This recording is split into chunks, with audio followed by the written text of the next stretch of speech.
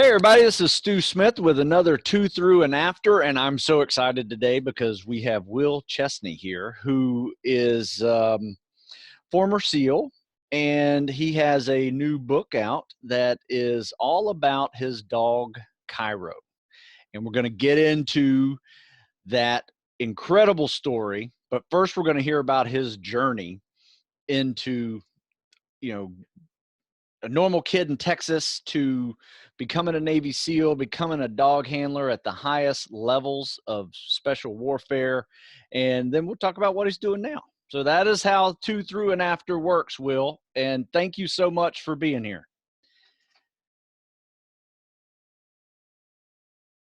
Yeah, thanks for having me on, man. It's good to see you. Oh, man, thanks so much. So who were you, Will, when you were a kid? What was growing up in Texas like? I guess East Texas? Is that what I read? Near Beaumont? Southeast Texas. Yeah. Right on Houston, near Beaumont. Nothing too special. Being from Texas, I played football, of course. Yeah. We didn't have a swim team. Yeah. Didn't have a swim team, didn't have a wrestling team, but I definitely wish I would have gotten to both those activities for sure. Right. And then nothing too crazy. We were a little bit poor, grew up in a trailer park. Not too bad, but I had to work. So I ended up not playing football sometimes and getting a job. Right. Working. So what was your first job? First job. I think it was like washing dishes at a restaurant or mowing the lawn somewhere. It was one of those two. Yeah, I did a lot of landscaping. Your basic kid job, washing. Yeah. A lot of landscaping for the school district. Yeah. And then I think before then though I was washing dishes. Yeah. But nothing too crazy. There wasn't much to do around. There wasn't much to do around that area. Right. Or this, yeah. And I didn't want to go to college. Just didn't have anything tell me that this. Really You're one of the few people who can get to BUD/S at a young age and actually graduate. So you joined the Navy right after high school, correct? Yeah, I signed up when I was 17. So my parents had to sign the early waiver. Wow. So you're still a senior in high school when you signed up. Yeah, I was. I just figured might as well. I had I wanted to be a SEAL since maybe middle school. Okay. Maybe early high school. Yeah. All right. And so now this was a special time, as I recall, right? I mean, your senior year, pretty big event occurred. Yeah, I remember watching the towers fall in the library. Yeah. Yeah. So, sure everybody remembers where they were. So the motivation to serve probably tripled at that point? Yeah, definitely, obviously. So, all right. Yeah. So you're a young high school kid with some athletic history, some work experience in there. So you know what a hard day's work is. You know what, some training is. How are you training yourself to prepare for BUD/S? I think it showed me a couple different things. I actually got fired from one of my jobs, like mowing and doing lawn maintenance for one of the for the school district. So got basically mowing and weeding or spraying Roundup everywhere. Just lost motivation. It just wasn't a job I loved doing, and I was like, I don't know, it wasn't growing, or for some reason I just started half-assing the job. I got fired. It showed me like, hey, I definitely could. It was my fault, and I could have made that job better. I could have just done it well and tried to enjoy myself being there, but kind of just opened my eyes to some things. But before I left for the Navy, I worked with my dad building cell phone tower communication towers. Okay. Pretty popular back then. Yeah. It was I hated heights. Whew. Terrible. But it was I did too. Did you? Yeah, I'm not a big heights fan. Nauseated every time I'd get up high in a plane or jump out, or even the cargo net. You just give me the oof. Yeah, no, I don't love heights. So I was like, well, this would be a good way to work with my dad. It paid well because the job is a little more dangerous, and I could test myself to see if I would suck it up. That's a good idea. Yeah, but it was good. It was an interesting working with my father. Sure. Yeah. They called him Spider-Man. He didn't really have any fear of heights, and he would just stand on top of the towers, not clipped into anything, and it was like, come on, man. Hook in somewhere, bro. But he taught me how to trust my equipment, and I got to test myself a little bit, see if I'd climb up the tower, and I did. Nice. Spent some good quality time with my dad. Yeah. So that's good. So you're learning to you're learning that there's some challenges ahead of you. So you're taking some action to kind of help prepare yourself for some of those challenges. What was your recruiting experience like? How did that go for you? There's a couple of good stories in the book that talks about like just some of the hurdles I had to go through. Nothing wrong with the recruiters, but you need to, just because you're signing up for boot camp. I was a 17-year-old kid. I wasn't paying attention. I didn't care. I thought my recruiter was like, yeah, you got it. Let's do a lot this. of people have that problem. They don't read through the lines and also don't know the system yet. There is a system to getting to buds, and well, there's people like you and other people who help get through the workouts, and just like don't trust your recruiter. Do your own research. Yes. Well, very good. I guess I did pretty well on my ASVAB, so they asked me to go to IT school, information technologist, maybe. Sure. Right. But that and submarines would give me $5,000. I was like, all right, I used to be pretty smart. I feel like I was a pretty smart kid. $5,000, I get to learn something new and go check it out. Like she knew from day one, like I'm just here to be a SEAL, but I'll go do this other school and make $5,000. But when I showed up to boot camp, submariner chief, he's like, hey man, you got submarines in your contract. It disqualifies you from buds. I was like, oh man, I was a brand new 17, 18-year-old kid by then, maybe. He's a Navy chief, been around for a while. Sure. I just showed up and I'm like, hey man, chief, I'm just here to go to buds. He was an old submariner. He's like, hey, I guess he probably figured everybody quits. Like 80% of guys quit. They figured I'm just some young kid, dreams of going to buds. He's like, you're just going to quit anyways, and you'll lose all this. You'll lose a great school, and you'll lose the money, and you'll lose the submarines. And I'm just going to keep it the way it is. You're going to submarine school. Oh man. But I was persistent. You got to know what you want in life. You know what? That is the key word there that I tell people all the time. You have to be persistent, and you can drive things your way. Yeah. So what did you do? How did you get out of that one? Because that is a hard one to get out of. That's what I was there to do. There's nothing else. Like, send me home. Right. I don't know exactly the words, but there's like, you find what you will be willing to die for in life, something you don't have to get paid for. Like, what do you really want to go do?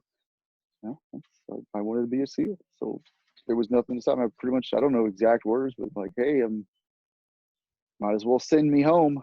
I don't know what to do with my hands. I don't know. Like, it's either buds or, I don't know. There's nothing wrong with the Navy. It was just like, that's where, if I wanted to be a medic, it would have been straight to that. Or if I wanted to be the straight dog handler, it would have been that. But that was right. My so what did you goal? What did back then you had to go to an A school before you went to buds? Is that correct? Yeah. Yeah. So 2001, 2002, right? Yeah. So what A school did you go to? Yeah. So they dropped the contract. I lost my bonus, but he gave me machinist mate A school. So I stayed in the Great Lakes area. I had some good times in boot camp. It was, not all of it. But I made some pretty good friends and had some pretty good times. It was interesting, leaving the trailer park and going off on an adventure. It was pretty cool, man. Yeah. Well, so pretty decent experience with boot camp other than the administrative hiccup at the beginning. Yeah. I mean, it's boot camp. There's a lot of sitting around, but we made it fun at some points and made it through. It wasn't crazy long. And then A school. Now, did you meet up with some other like-minded folks that were heading to buds as well? Definitely. That you were able to SWIT guys, start training with? SWIT guys. Yep. Some buds guys. That's what I'm talking about. That group of guys. We just made a small group of guys. I don't think anybody ever became a SEAL, but had a few SWIT friends make it through. Right. Yep. But we all worked out together around that area. It was good, man. I'd like to get back up there and check out Chicago and just go see it again. Yeah. Yeah, I'd like to do that too. That would be fun to, especially now with their buds prep program, and it's so streamlined now for making SEALs and SWIC guys. It's a good deal. Yeah. They've learned how to do it, and it's so much better than it was, because it was your book to get ready and then going and trusting your recruiter, right? And then The motivators, Right. Yeah. we used to have the motivators at Right. Dive the motivators. dive motivators. That's it. You That's guys are right. great. Right. All right. So you make it through boot camp and A school, starting to prepare yourself, and then you show up at Bud's in Coronado, and how was that? You know, when did you realize that It you were was going to awesome. be in 246, which is a really famous class I now? showed up. You know, mainly because of the Only Easy Day picture book. I mean, it's That got to be book is pretty cool to see awesome. thousands of pictures of your Bud's classmates.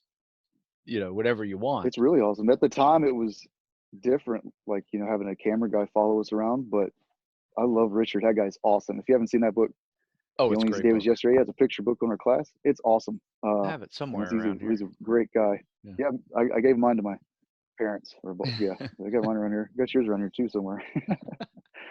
But yeah, so looking back on those pictures, it was cool. The whole experience was awesome, man. Like I said, I grew up in Southeast Texas. I didn't travel too much.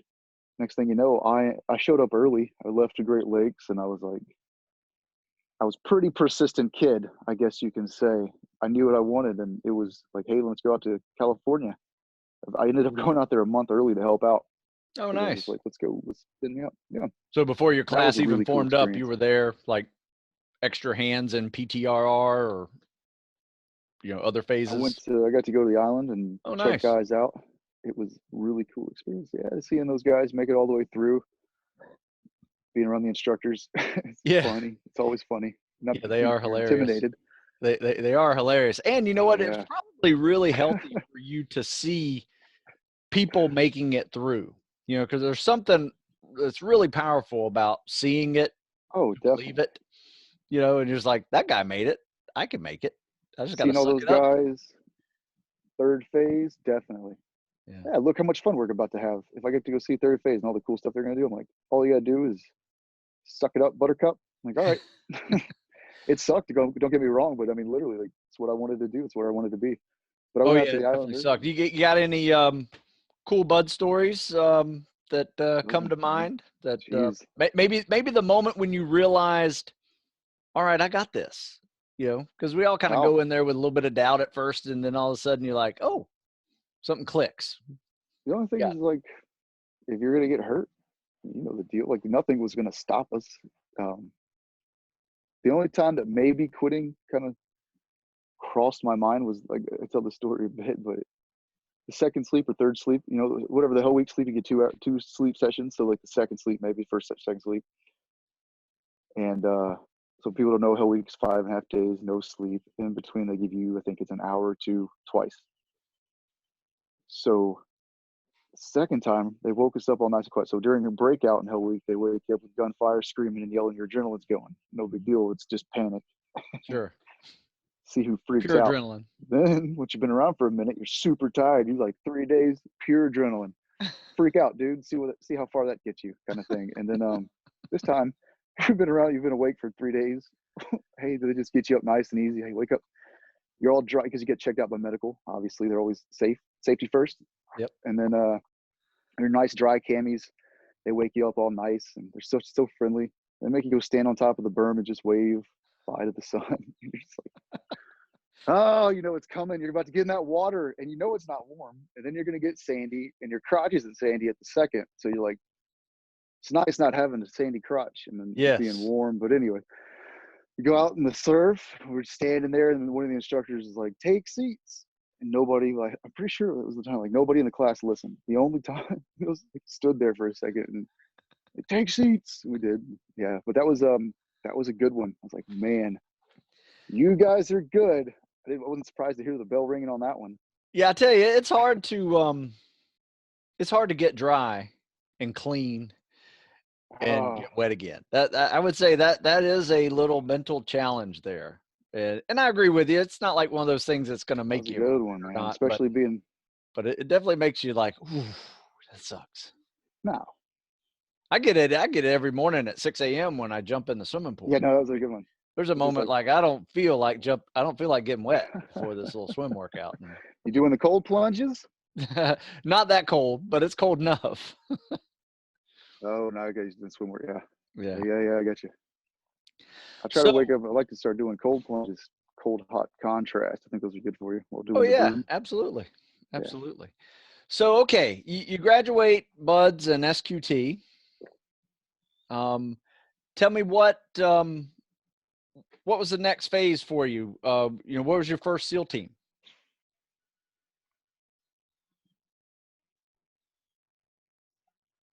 Went to SEAL Team 4. I didn't even realize, like, I didn't know much about all the different teams really. I remember we were signing out signing up for our wish list sheet is what they call it at the end of BUDS, like what teams you want to go to, and like, I don't know, East Coast or West Coast, I don't care. Just saw a couple of guys that I got along with in the class, so I went out to the East Coast. I was like, hey, where are you guys going? Some of the guys were going to the East Coast. I'm like, all right, cool. And showed up to SEAL Team 4. Did a couple deployments there. Nice. They were very good. Nice. And then, now, when in your career were you able to start learning how to be a dog handler? And how's that happen? Because I tell you what, I can't tell you how many emails I get with kids So I that, did 2 deployments. yeah, they want to be a dog handler. I mean, how does that happen?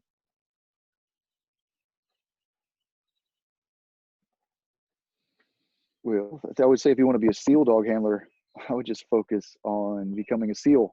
Oh, yes. Once you become a SEAL, then you make it happen. Just become a SEAL first. Anybody else that wants to become a dog handler, I mean, just it's usually an MOS involved, right? You got, or a rating, or mastered arms. We had a bunch of great match. I'm not sure if there's any other ratings. There probably is. I haven't done. All I know is we had a couple of mastered arms work with us at a development group. Those guys were great. Great dog. They went through their own. Yeah, man. I had some of the best times with those guys. Just going through dog handling school and deployments. We were obviously tight because I was a dog handler. And those guys are awesome. They got in firefights as well, and they earned their keep. But yeah, if you want to become just a dog handler, just go Navy recruiter. They'll put you in the MA school. They'll know the route to send you on. Just make sure you double check it. Right, of course. So you did a couple of deployments with 4, and then you decided you wanted to screen for DEVGRU. But how was that process for you? It was a process. It was it's like going through BUD all over again. But yeah, I saw my first dog demonstration at SEAL Team 4. I think we put old Josh Morton in a bite suit. I want to say we put him had him run and had a dog tackle him. I think it's funny because he's now he runs a dog training K9 Tactical in Iowa, Nice. I think it is. But yeah, so it's funny to watch him. I think it was him in the bite suit to get first dog demonstration. He gets tackled, and the whole task unit laughs at him and says, look at him. But I still didn't realize, like, it was cool to see the capability of the dogs, but it was just a quick thing, and I didn't really realize I would be a dog handler until I got to development group, and then I really saw the capabilities of the dogs. There's a time it says it in the book where I remember going in the team room once and someone said, hey, raise your hand if a dog's ever saved your life, and everybody's hand pretty much went up with at least one story. Everybody had a good dog story, if not a few. Wow. Yeah. So I love dogs growing up.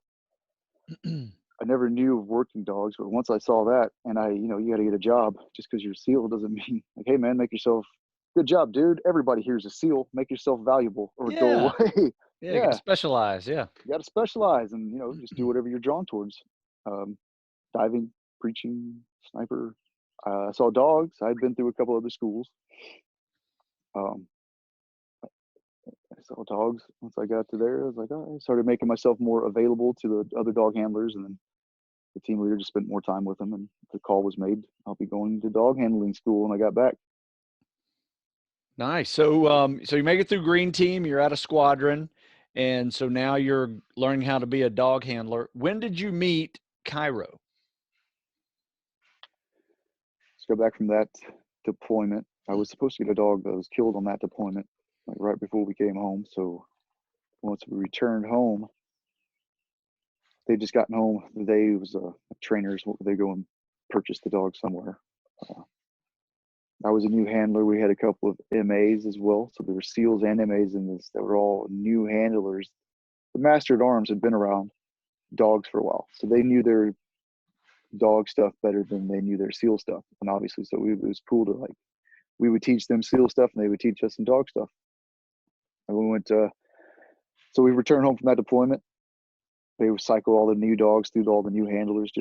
Every dog's different. Every person's different. We have the trainers there to watch you handle that dog and then see which personalities mesh, who's going to make the best team. Those guys know what they were doing, or they knew what they were doing. So there was a couple of dogs I saw, one's Bronco, one's Cairo. I didn't know what I was talking about. The trainers did. They're like, hey, you're getting Cairo eventually. I'm like, all right, cool. We left for a great school in California. I think it was 8 or 9 weeks.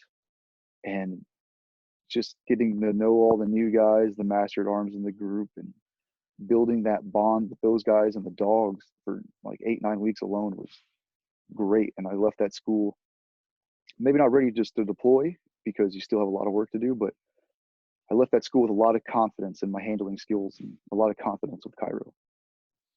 Nice. Now, what kind of relationship were you able to have with Cairo? As a dog handler, I imagine you get to take them home, and they become your buddy.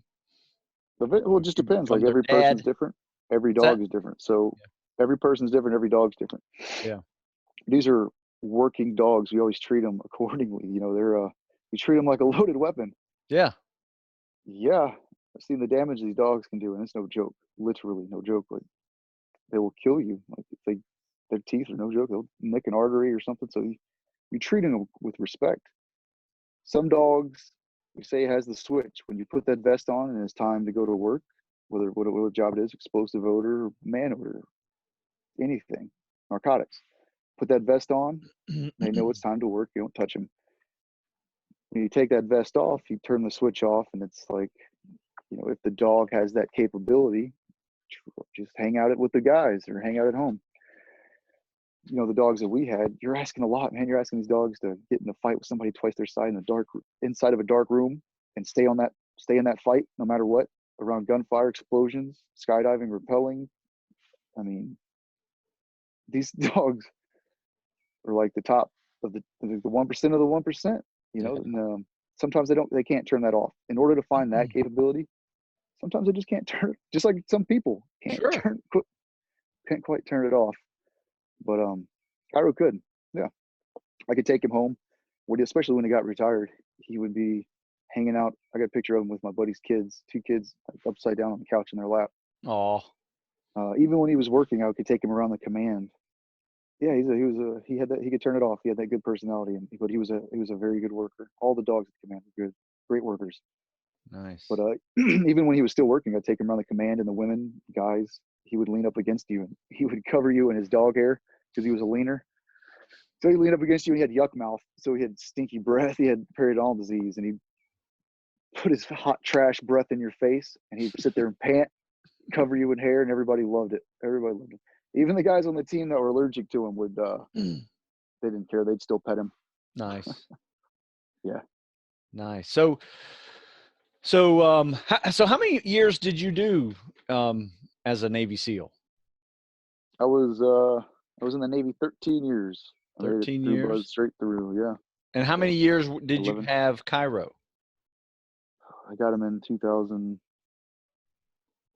Let's say 2009, I think it was. So okay.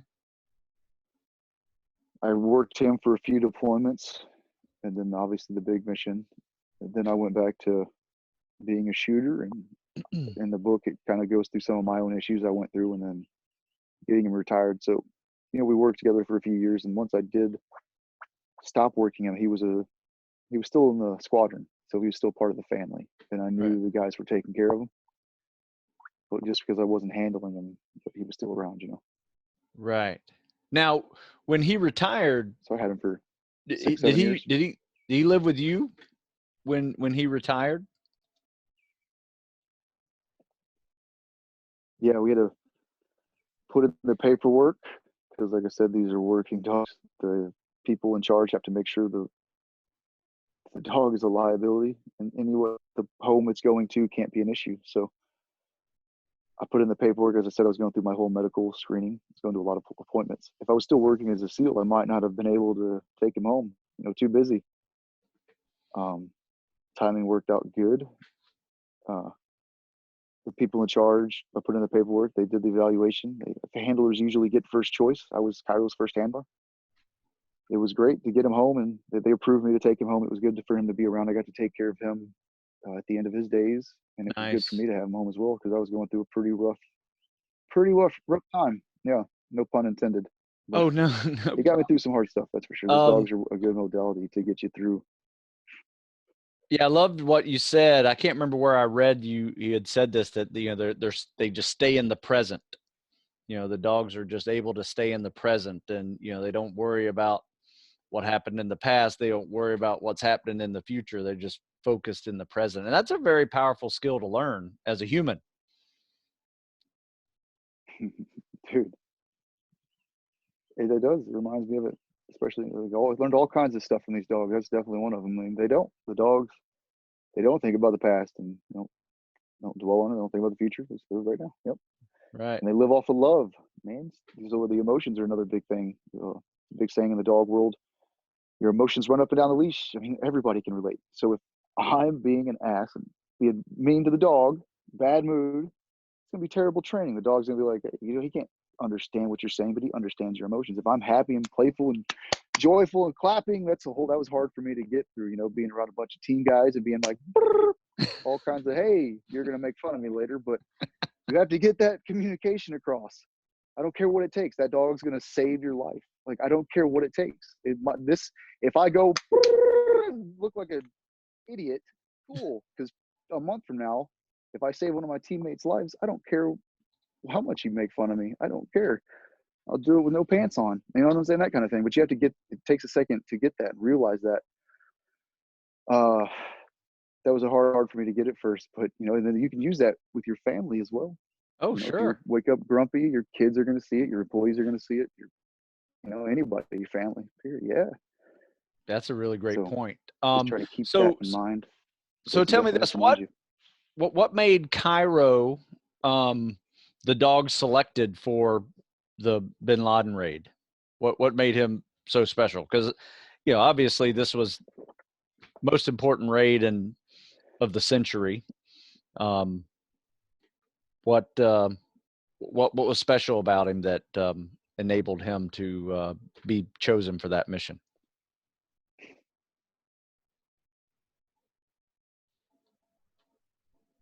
We just returned from a deployment, so we were fresh. Like we had just been deploying for however many months, and I was at free fall jump master school with my best friend Nick Check at the time, and I'd become I'd handed Cairo back over to the kennel, and I was just a shooter. But somebody on the team just had some. We had stuff like this happen all the time. We were busy all the time. It was just another thing. We didn't know what was going on. They needed a dog handler with a SEAL with experience, and one of the guys I think was busy. He had some stuff he was taking care of. Called me home, and I went and grabbed him. He's just like, yeah, I didn't have a life. That was my life. I didn't have a home. That was my family. Sure. Cairo was a great dog. I'm not just saying that. We just got back from deployment where he did really well. We knew what we were doing. Yeah, we were just ready to go. We're very fortunate. I could have been easily replaced by any member on that team, and I would say they were definitely better handlers than I were. I was just trying to keep up with them. Sure. Cairo was pretty irreplaceable. I mean, we had all good dogs, but Cairo was a real solid dog as well. For sure, he was way more valuable than I'd say I was. I was a lot of great men on that team. Definitely. Yeah. Incredible. So any great story about Cairo you want to share, whether it's work or play? Love to hear something about Cairo. What Still a funny one. How was he special to you? This is Cairo. It was a little Cairo. I had him one time. I think it was in some training trip. He went everywhere with us. He went on every training trip pretty much. I think this is in Portland, maybe. So we were taking him outside the hotel. He just fed him. 15 minutes later, he has a schedule. We take him out, let him do his business. He'd like to poop in the bushes. So he goes head first into the bushes, and he turns around, and we're walking through the field, and he hits the bushes. He just turns right around, and he starts pooping, and I hear this homeless guy in the bushes like, ah!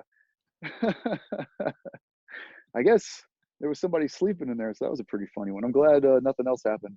Yeah. But that was a good one. I got all kinds of good Cairo stories.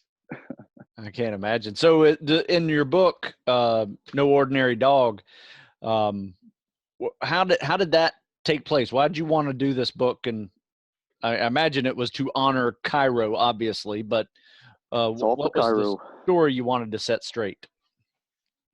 As soon as the mission was accomplished, Cairo's name was released, and then Yeah. started seeing things that just weren't completely accurate, and maybe some people claiming to have him. It's a piece of history. I read SEAL books before joining the Navy. This is Cairo really was a good job. We were fortunate enough to be a big part of history. I didn't write. I wrote the book just for Cairo. It tells Cairo's story, tells the truth, brings attention to what these amazing working dogs can do. Not just military, but police and any service dog, any service animal. Like, just animals are great. And the foundations that support the working dogs, you know, Spike's Canine Fund and Ritland's, he's got a great foundation. John Devine, yeah. So it brings attention to those people. And then I just tell a little bit about my personal story as well, because, you know, we all have issues transitioning usually. And there's a lot of guys that could use a little help maybe. And if telling my story opens their eyes to some different modalities, and like, hey man, they'll kind of deal with some stuff. Or anybody, I guess, period. There's just brings attention to certain modalities. I heard about, just say, intermittent fasting alone. You know, like, I was told about that by one of my teammates who I highly respected. I didn't try it until, you know, years later when it was phrased to me differently, and it was huge benefit to my health. Like, dropped 60, 70 pounds. Oh, nice. Yeah, just hearing it in a different light. So if I can tell some of the things that I've been through, some of the brain treatment stuff, you know, I suffered a grenade injury in 2012, and just all the cumulative blasts over the years, I think, added up. So I get to tell the truth about Cairo. The book is for Cairo. I don't want to talk about myself. I'm nothing compared to some of those guys on that team. Cairo was great. And then bring attention to what they can do, and then tell a little bit about my personal stuff if it helps. Yeah. Oh, I'm looking forward to getting it. In fact, I was starting to read it today before I was chatting with you, and I was like, I just went ahead and downloaded the Kindle just so I could finish it up today. I was planning to spend the rest of the day on it. So looking forward to hearing about the story. So I guess most people can find it on Amazon. Is it in bookstores now? Should be in all bookstores, all outlets online, but Amazon's a good place. Yeah. Yeah. Nice. I narrated the audio book. Oh, so okay. If you want to hear, great. Is that available now too?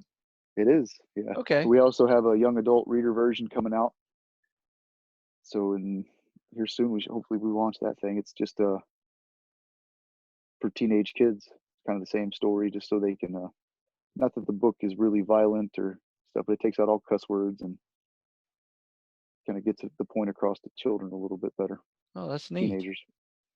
That's it's really good. I hope it does well. So we'll launch that soon. We got that in the works, and yeah, everybody seems to be loving the book so far. Oh yeah, I noticed there's great reviews already. So what's next for you, Will? This is it, man. Just telling Cairo's story, and it's really great to see all the good reviews. It's very important to me. Obviously, it took a long time to get this book done. It's a piece of history. It's for Cairo. It's done well. I'm glad to hear all the great feedback. Now I'm just gonna see where I'm needed. You know, just keep working on myself as well. I've got a few issues I'm still going through. Sure. What have you found in your transition out of the military to be the most helpful for you? Well, I think I would say reaching out. One of my best friends, Jared Shaw, reached out to me and kind of drugged me to one of the brain treatment place through the Brain Treatment Foundation. Those people are great. So it was for him reaching out, and he said, you know, it was good we swim buddied each other, but just reach out to your friends if you think they might be in a bad place. Because, you know, just because you're in a bad place, I know it's easy to say reach out to your friends, but a lot of guys don't do. Right. So there's a lot of good people out there, and there's a lot of great modalities to try, man. Just listen to podcasts like this, and there's all kinds of diet, float tanks, breathing. You know, there's all kinds of things. Meditating, praying. Yeah. I think, you know, my recommendation for people was just experiment, you know, try all of them, see which one really works for you, because the one's going to click. You know, it may be yoga, maybe meditation, maybe something else, you know. Give it a good shot. Yeah. Try it for a little bit, and then just because that doesn't work doesn't mean try it again later, and try it with a different modality. So try Yeah. two things. Try your breathing while doing yoga. Try, you know, anything while doing, yeah, try them together. You got to experiment a little bit and give them a decent shot. Yeah, I would agree with that. That's a good Yeah. point. So But that's it. Just knowing that there's good modalities out there and there's great people willing to help is very important. You know, there's people that are great people that are willing to help you out. you mentioned some foundations that help the working dogs and everything like that. What are there any that you work with regularly? Not right now. But there's great ones out there. There's really good ones out there. You know, like Johnny Wilson has a great foundation. Mhm. Yeah, Marcus Luttrell has a great foundation. Those Luttrells are great. There's great foundations out there. Like I said, the Brain Treatment Foundation helped me quite a bit. There's multiple foundations that help me. I don't know where I'm going to be needed most yet, but we're figuring all that out. Until then, I'm Yeah. just going to focus on the book, and I'm glad everybody's enjoying it. Yeah. And Well, my advice unfold. is relax, enjoy what's going on, do some interviews, and enjoy it, and just keep on growing. You're such a, you're still so young, and I look forward to seeing what's next for Will Chesney. But We got some big things coming. yeah, good. I can imagine you do. I mean, one thing that I've always noticed about seals is they tend to not let the grass grow under them very much. Especially when they get out. They're always constantly moving and thinking about something. And so I'm looking forward to seeing that journey again. Thanks, man. I appreciate it. Yeah, it's good to Yeah, be maybe feeling we can have you on back to my again normal self. when on your next big project. Yeah, you know it. You know it, man. That'd definitely make it happen. All right. So, okay. So a lot of kids that watch this are typically people considering military service, and they just want to see the journey that people make and take out some of that impossibility factor of especially special ops side of the world. Any departing words for the young guy that's thinking going special ops in their future? Just if that's what you really want, you got to go and do it. But you got to be, I guess the best way to put it to people is like any special forces, not just SEAL, but going through SEAL training things. You literally have to be willing to lay down your life for your brother, right? Like Mikey Monsoor jumped on a hand grenade. Yeah. Think about that for 1 second. Like, really, you be willing to do that. So you got to be willing to be at that level, right? And you got to be willing to do that through buds. Like, who cares? It's just pain. If your legs break along the way, well, that's not your fault. That's just God's plan. Yeah. But if you give it all you got, cool. Something else is going to come up. Find what you love, go after it. And then I found the best group of guys, like my roommate and buds, Jason Higgins. You had him on here. Go listen to that guy. He's a great guy. I met some of my best friends. And sure, it sucks at times. Who cares? Life sucks sometimes. Figure out what you love to do, and it'll be worth the pain, man. Just go do it. Yeah. And you'll find some great people along the way. That's for sure. Yeah, absolutely. Yeah, The journey, absolutely. the journey is worth it. Oh yeah, man. And just enjoy it while you're in it, even if it sucks. That's why we should go back and just, hey, man, live in the moment.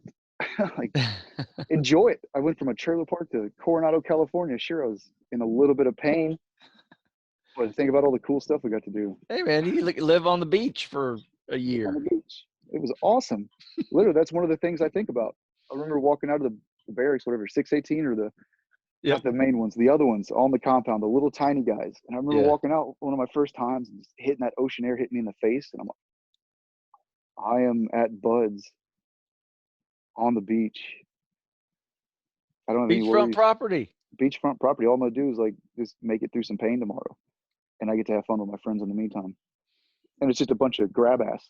So you make the best friends. To get through the pain, it's all jokes. So you Yes, just it is. serious for a minute and suck it up, and then it's just jokes. It's fun.